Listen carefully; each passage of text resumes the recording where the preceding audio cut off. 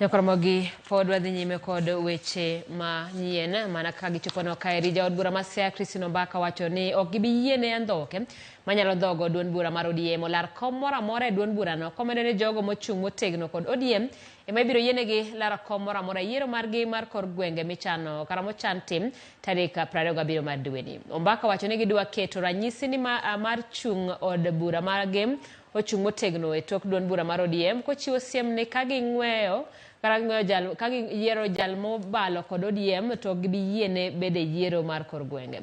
Bende wacho ni yiero mag ODM e kar chung' od bura magem ibiro time yor kwe kod ratiro kojiwo mine, rowere kod jogo modak kod ng'ol owuog oko lar kombe mopogore opogore e ODM. Wach mane osir kod jakom mar ODM bade magem Niko Chola.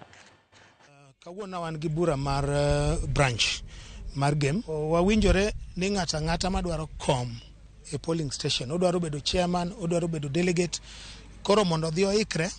MCAs wagi bro luorore e wards gi, bro nyisogi kaka idhi tim elections go, bro nyisogi kaka kidwaro kom ti apply gi namba bibro ndike tioro Nairobi kaito duogo kosebiro. Koro ini chak mana manyo jogi midwa ni mondo bi obaki kidwaro bedo chairman, kidwaro bedo youth leader, kidwaro bedo women rep.